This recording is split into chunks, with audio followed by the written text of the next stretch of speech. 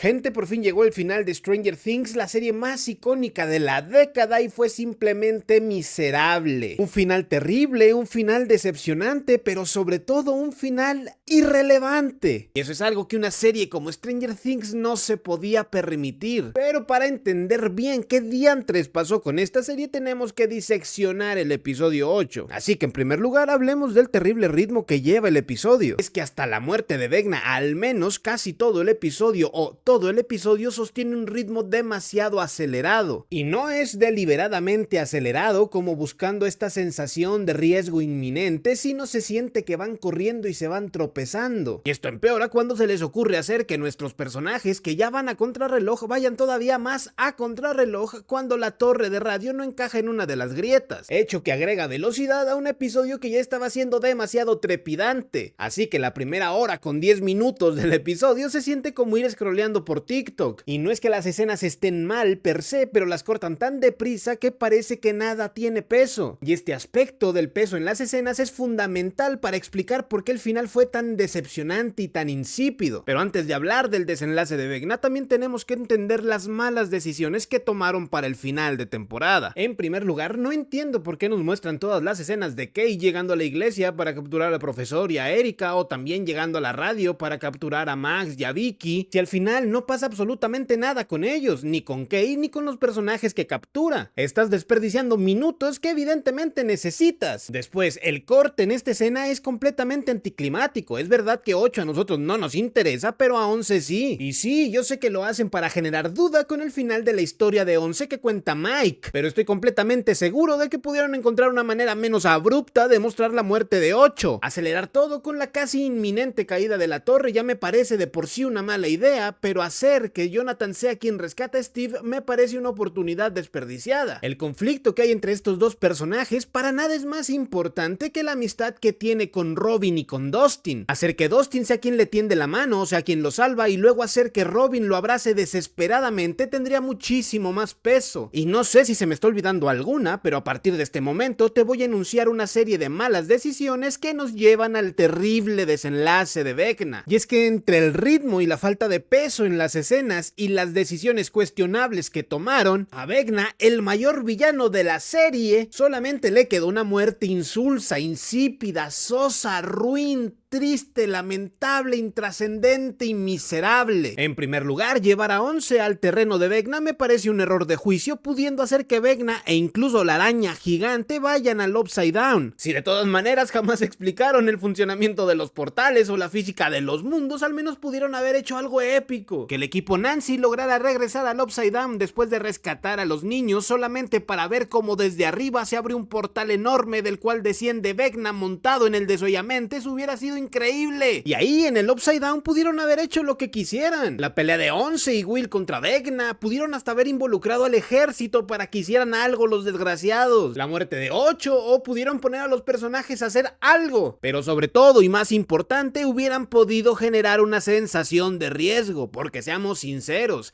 el Team Nancy entra y sale del abismo como si nada. No hay demogorgones, ni demodogos, ni siquiera un murcielaguito por ahí, no hay nada. Preparaste a todo tu elenco, a todos tus personajes para una batalla épica y legendaria que jamás sucede. Ahora ya escogiste no hacer nada épico, al menos desarrolla el final que escogiste de la manera correcta. Y es que, como ya dije con la escena de la caída de Steve de la torre, los personajes empiezan a hacer cosas que sería mejor que hicieran otros personajes. Por ejemplo, que Will sea el único que conozca el secreto o el origen de Vecna no es la mejor opción. Hubiese sido 1000 veces mejor que Holly, Max, 11 y 8 al escapar de la mente de Henry lograran ver ese recuerdo. Y esto pasa porque por mucho que intentaran que Will tomara demasiado protagonismo en esta temporada, no lo consiguen. Max, 11 y Holly están muchísimo más relacionadas con Vecna, con su mente y sus recuerdos. En cambio, Will llevaba 4 temporadas siendo un mueble. Eso es algo que no pueden parchar como si nada. Y ese es verdaderamente el problema detrás de la muerte de Vecna. Y es que no hay un clímax narrativo para que el personaje encuentre su su desenlace, o al menos no hay uno bueno, porque a pesar de que sí hay un clímax visual de todos los personajes atacando al desollamentes o incluso al propio Vecna, unos pocos instantes antes el capítulo se había cargado al personaje, pues confirmamos, a pesar de que Henry no lo admite, que la gran mente maestra detrás de toda esta historia es el desollamentes, porque aunque Henry no lo admite, o sea que canónicamente puede ser que no esté confirmado, es más que evidente que estaba siendo manipulado, pues la relación psíquica de un niño humano con una criatura milenaria posiblemente y interdimensional o interplanetaria no me parece la más equilibrada. Con todas estas decisiones redujeron a los pocos antagonistas que les quedaban a nada. Vecna ahora es un niño que llora, o sea Will, y el verdadero enemigo final y mente maestra detrás de todos estos años nunca cruzó palabras o pensamientos o intenciones con los protagonistas. Villano del que jamás se explica nada. ¿Qué es? ¿Un devorador de mundos? ¿Un conquistador de organismos? ¿O cuáles son las verdaderas intenciones detrás de sus propósitos y objetivos? Por eso el final de Vecna se siente tan vacío. Además de que las cosas no terminan ahí, porque el golpe final se lo da Joyce. ¡Joyce! En primer lugar, Joyce no tiene nada que estar haciendo en el mundo de Vecna. Se me ocurren mínimo 4 personajes de los que están ahí que tendrían que haber dado ese golpe final. Lucas, Dustin, Mike, Nancy. Cualquiera de ellos hubiese sido mejor opción para reclamar la vida de Vecna que Joyce. Y eso que estoy omitiendo a Once y a Will porque evidentemente ya hicieron su parte del trabajo. Imagínate que eres un villano multidimensional o multiplanetario o lo que quieras y te mata Joyce. Eso te desaparece el aura. Llegados ya a este punto, lo que tuvo que haber sucedido es que Mike fuera quien rescatara a Holly, que se fundiera con ella en un abrazo impresionantemente lindo y que Nancy, que se había convertido en Rambo sin deberla ni temerla ni pedir explicaciones, llegara a volarle la cabeza a Vecna a escopetazos. Pero no, al pobre Vecna lo remata Joyce. Prefiero 1000 veces morirme cagando como Tywin Lannister a que me mate Joyce.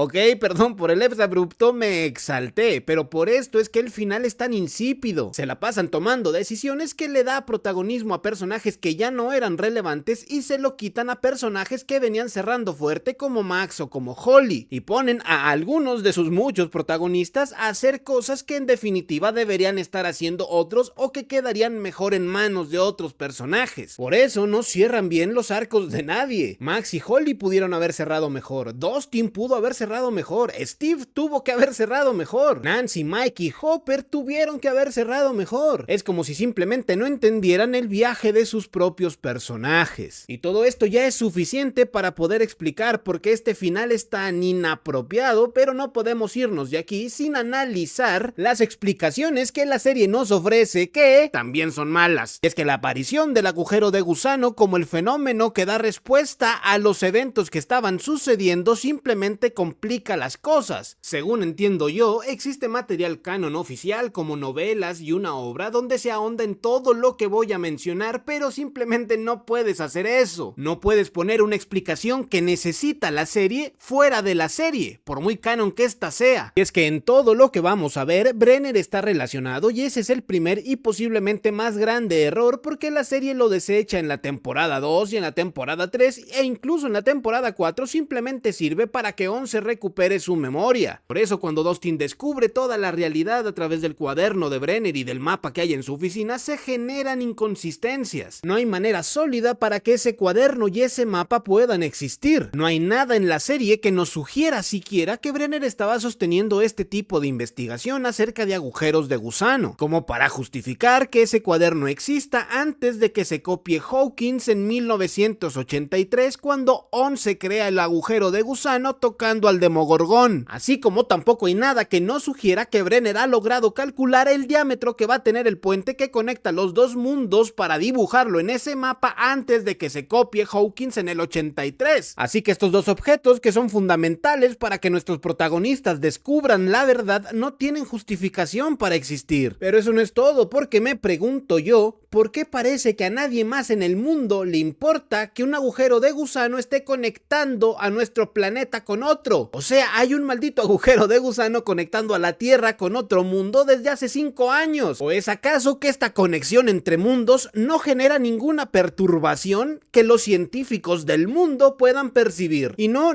me sirve Kei como justificación, porque Kei no sabe absolutamente nada. Ella sigue criando embarazadas para matar rusos con sus hijos. Ahora, constantemente en la temporada y en el capítulo o capítulos anteriores se la pasan utilizando términos de manera indiscriminada. Así que me pregunto yo, ¿qué es lo que el agujero de gusano está conectando? ¿A la Tierra con un planeta físico que está dentro de nuestro propio universo? ¿O a la Tierra con un planeta físico que está en otro universo, por ende en otra dimensión? ¿O a la Tierra con otra dimensión? Y esto lo pregunto porque así como utilizan los términos de manera indiscriminada, también utilizan la física de su propio universo de manera indiscriminada. Y es que en primer lugar, al volver el Upside Down, o sea la copia de Hawkins, un lugar físico con una ubicación física, haces que el uso de los portales, que parecía más bien dimensional, se complique. Porque para acceder al Upside Down deberías descender en la Tierra, pero estos tipos abren los portales donde quieran. Además de que jamás se nos explica por qué los demogorgones pueden abrir portales,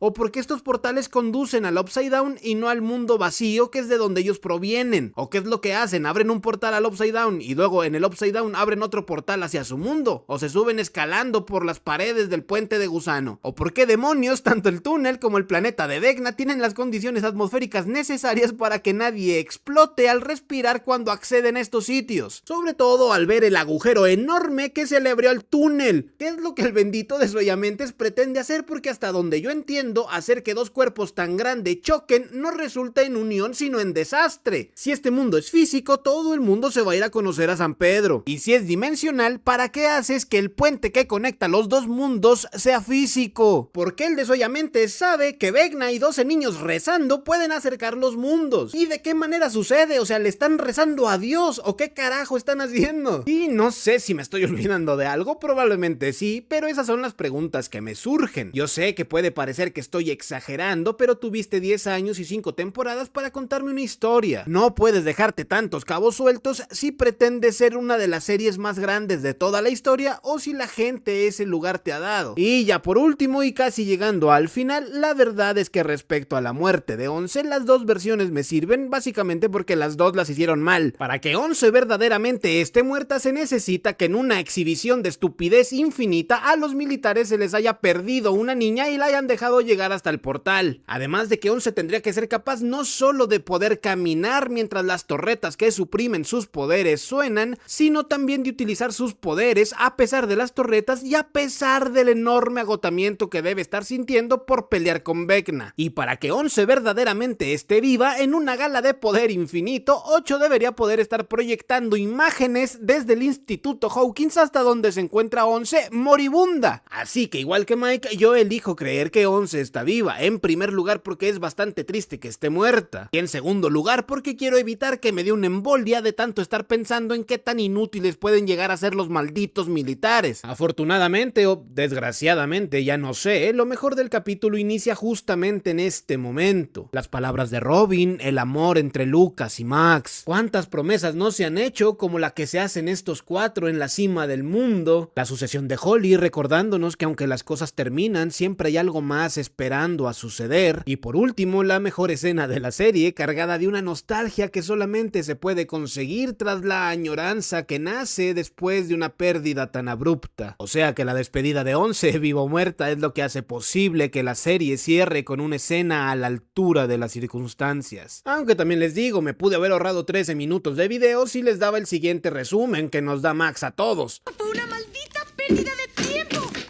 Nah, no se crean, cualquier cosa que les estruje el corazón vale la pena, y a mí esta escena me hizo llorar. Y no es un final y ya, es un final malo, pero al menos tiene una escena verdaderamente memorable.